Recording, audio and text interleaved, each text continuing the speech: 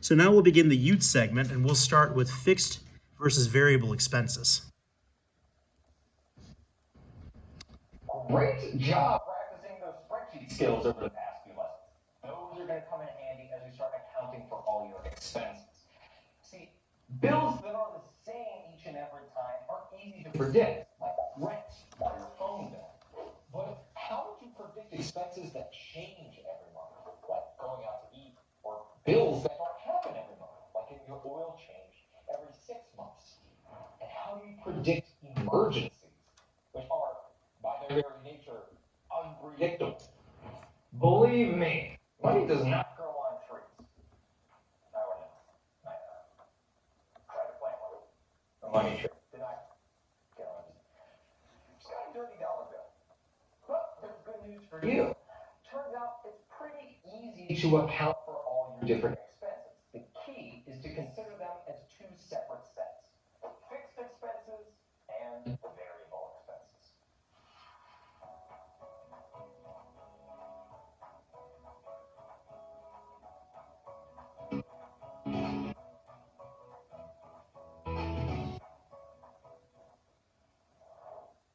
Students love learning with Prodigy because it makes math so much fun. First up, we have the easier expense to account for: fixed expenses. These are expenses that are easy to predict both in timing and in cost because they happen regularly and they cost about the same amount each time. How you budget for these depends on the time period you're budgeting around. See, most bills and monthly paychecks happen on a monthly cycle. So most people prefer to set up their budget by the month. For example, I pay $60 for meal kits to be delivered every week. So every month I pay $240 for delicious fresh food deliveries. Totally worth it. For anything that occurs multiple times a month, multiply its cost by how many times it occurs. One tricky thing to keep in mind is that most months have a little more than 4 weeks to them. Oh, except for February, that has exactly 4 weeks. Except on leap years. But that's only once every 4 years, though. Oh, fun fact, I have a friend whose birthday is on February 29th, leap day. So we have a joke because, his birthday date has only ever happened like 8 times. We joke that he's 8 years old. He's not, he's 34. That'd be weird, being friends with an 8-year-old. What was I talking about? Oh, right. Most months have a little more than 4 weeks. So one month I might only pay 4 times, and the next month might have 5 Mondays. So I'd have to be ready for an additional charge for that month. To make it easy, just treat every month as if it has 4.5 weeks. For anything that occurs less often than monthly, budget for it by splitting the cost between however many months the cycle lasts. I have my online gaming subscription set to renew every 3 months for $120. So I should take that $120 and split it by 3. If I save $40 every month, I'll have what I need to pay for my subscription when it's time to renew. Your guided notes include some additional practice calculating monthly costs for fixed expenses. So pause the video and try those out now. Variable expenses are a little harder to account for. They're called variable because their timing and cost varies each time you pay for them. So you can't accurately predict when they'll happen or how much you'll owe. One major example of a variable expense that most people will deal with is groceries. Most of us don't buy exactly the same things every time we go to the grocery store, nor do we make sure our groceries will last us the exact same amount of time. The price of your groceries will fluctuate, and you might have to get more groceries sooner or later than you did the last time. So how do you predict something that changes all the time? One trick is to take the average from the previous times that you've spent on the expense. For example, if over the last few months I spent $380, $410, and $320 on groceries, I could find the average by adding them all up and dividing by the number of months and get $370. Now, if I budget $370 each month, then the months that I spend less than that should even out with the months I spend more than that. Some people like to overestimate the amount on variable expenses to budget just to be safe. For example, I know I usually pay about $100 on my power bill, but I could choose to budget $150 just to be safe. Now, every month that I pay less than that, I get to pocket the extra cash to spend on something else or put in the savings account. This is a lot like a method of budgeting called envelope budgeting. We've got a whole lesson on that later in this unit. So, if you're a little worried and you feel like you want more control over your budget, pay extra close attention to that lesson. Last, but certainly not least, what about the most varying of variable expenses, emergencies? You could go years and years without an emergency, and then all of a sudden, a strong storm blows a branch right through your fence. Now you have to pay to get the fence repaired. A surprise fence repair can cost you a lot of money that you simply didn't budget for. How are you supposed to know that that storm was coming? That's the problem with emergencies.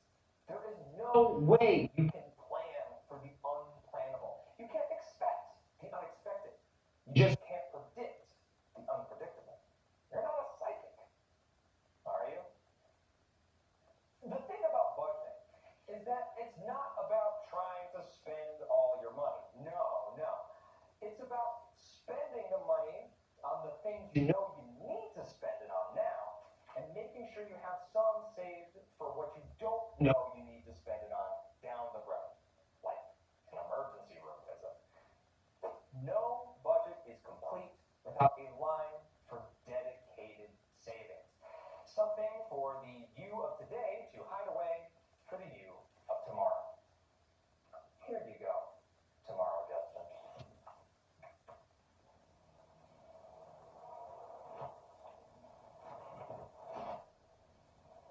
Oh, sweet! It's Lenny! Thanks yesterday, Justin! Alright, let's recap. For fixed expenses, adjust the amount you're budgeting if necessary to make sure that you can pay for them at the end of each month. For variable expenses, you can either take an average of the last few months or intentionally budget more than is necessary to make sure that you never have to worry about having enough. And finally, make sure that you have a line for dedicated savings. You need this if you want to have money for unexpected emergencies, like my skiing accident last year. All right, I think you're ready to begin working on your budget. If you don't know where to start, check your guided notes for some helpful tips.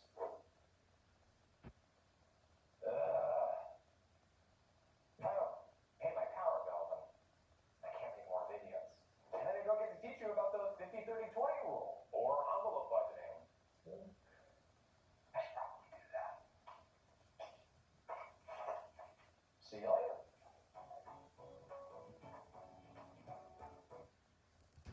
Any questions about that before we go on to the 50-30-20 rule? What about comments? More comments? More comments? I really like the dividing concept that it does. I mean, it seems so elementary, right? But I've done it for years, and then like when I talk to people about budgeting, they're like, well, this is the check that my mortgage comes out of, right? And I'm like, oof, like I only get paid twice a month, right? The semi-monthly, right? Is what they call it. So I take my big expenses, like my house payment, my car payment, my insurance payment, and then I divide them in half, and then every check I automatically transfer that money into like a mortgage account. So half my mortgage comes out of every check. That way you don't have that check where it's like, oh, I've got a heavy lift on this check, but not on that check. Again, something that seems so elementary to do, but I think is one of those things that because it seems like such common sense, it's not common sense. Most people don't do it. Right. Yeah. So.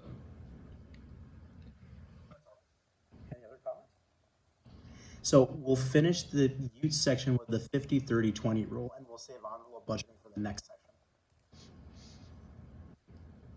3 reasons why my kids learn better from playing video games. 1, motivating them to learn. So my kids. When you're learning all about budgeting, you will hear a lot of budgeting rules that people swear by. Stuff like your rent should be less than 30% of your total income. Or cut your own hair. Barbers are way too expensive. I cannot follow that one. My signature character takes a lot of work. Budgeting rules are meant to be guidelines to help you live within your means. So picking one and sticking to it is important. The 50-30-20 rule is one of the most common budgeting rules out there.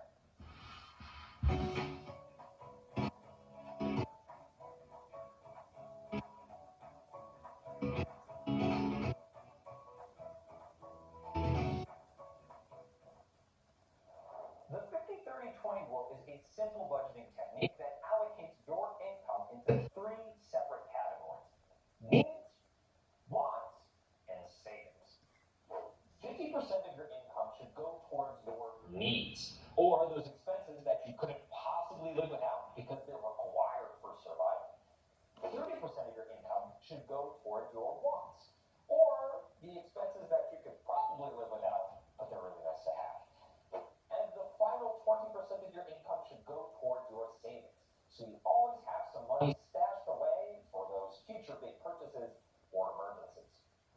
Using the 50-30-20 rule has its advantages. For example, it forces you to take a look at all of your expenses to see what you could potentially cut out of your life to save money. Also, it automatically allocates a significant amount of your income into savings, so you don't even need to worry about spending that money. When using the 50-30-20 rule, it's important to know how much income you're going to be splitting amongst the 3 different categories.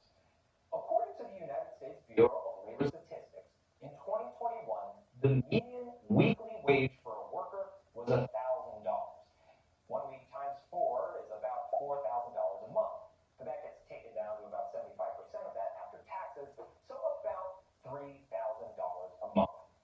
For the rest of this video, this is the income that I'm going to use for my example budget calculations.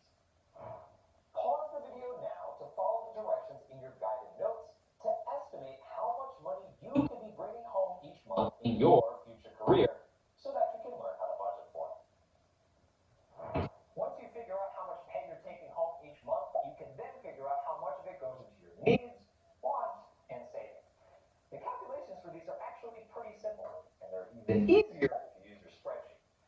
Multiply your monthly income by 50%, or 0.5, to figure out how much you should spend on your needs.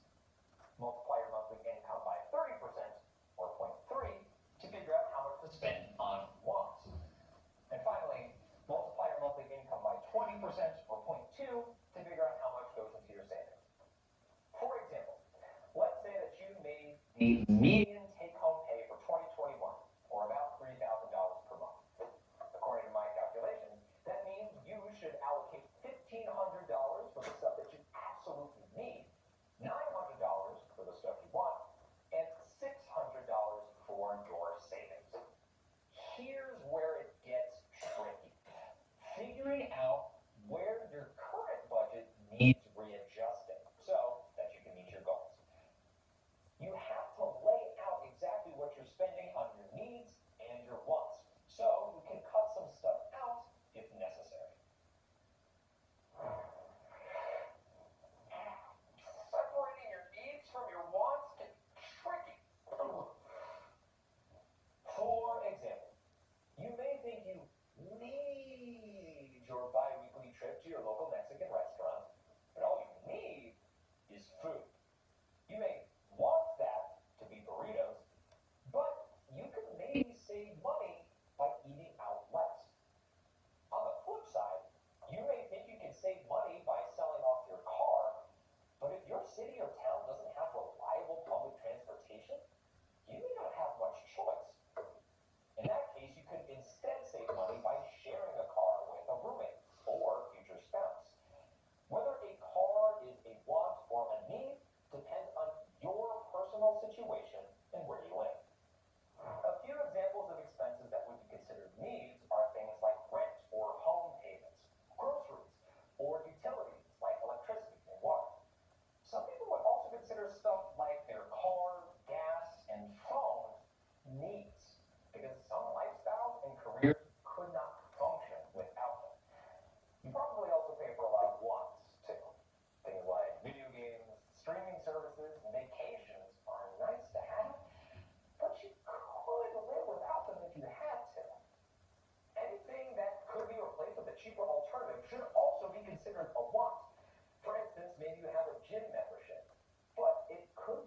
cheaper to work out at home instead.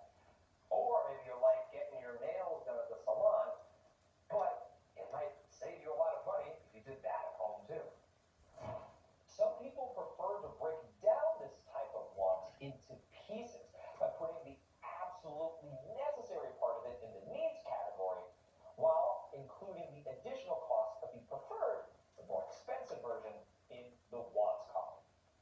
If coffee is an absolute must-have for you, you can put the bare minimum cost of making it yourself at home in the needs column, while putting the additional cost for going to the coffee shop each day under wants. That way, if you find that you're spending too much money on coffee, you can cut out the coffee shop while keeping the coffee by making it yourself at home. Take a moment now to list as many wants and needs as you can in your guided notes. Try to include things that you spend money on now, as well as the things you're going to need to spend money on as an adult. It'll also help if you can estimate how much you spend on these things each month. Ask a trusted adult for help if you're not sure how much something costs. Once you've listed all of your expenses, add up all your needs and add up all your wants. Here's my list of needs, which add up to $1,700 a month. And here's my list of wants, which add up to $1,040 a month. As a reminder, here are my goals from the 50-30-20 rule.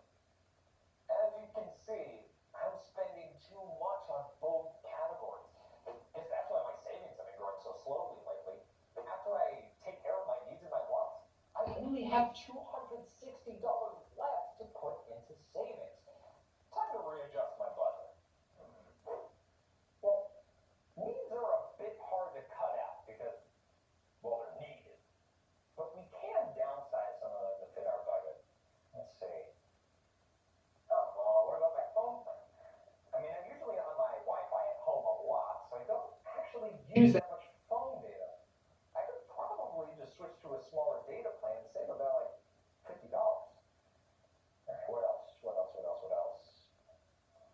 my groceries? I mean, like, I need food, right? But I usually end up going grocery shopping when I'm hungry and I splurge on snack foods and stuff. If I was a little smarter about my grocery spending, I could probably shave down another $100 a month. Okay. I think that's all we can do with the needs section. I didn't quite hit my goal, but it's up to you to decide how close is close enough. But remember, every extra dollar in your needs or wants is a dollar taken out of your savings for the future. And speaking of wants, let's see if there's anything here we can just cut out entirely. I sell art on the side to make more money, so I can't cut out the supplies. I do like my video games, but I do have a lot of games saved up that I haven't played yet. So I guess I could play those instead of buying new ones. Oh, and what about the gym membership? Yeah, I could just save money by canceling that and working out at home. I've already accounted for that in my needs section too. After all my changes, here's how my new budget looks. I still haven't quite hit my goal for my needs, but I've decreased my wants enough to make up the difference. And my savings have landed perfectly on target. Here's the hard part. Now I have to put it into action. All those changes I made to my budget, downsizing my data plan, buying less video games, and working out at home, I actually have to do them in order to save money. It's one thing to say that you're going to make a change. It's a lot harder to actually go through with it. Nobody said budgeting was going to be easy, but you'll appreciate the extra savings and financial stability in the future. Speaking of, I should probably run to my gym and cancel my membership before it closes. Why don't you get started practicing the 50-30-20 rule on your own budget? It'll be great practice for our next lesson on envelope budgeting, which is a great way to improve your budget tracking. See you then.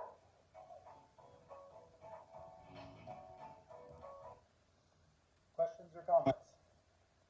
Where's you find that cheap electricity? Right?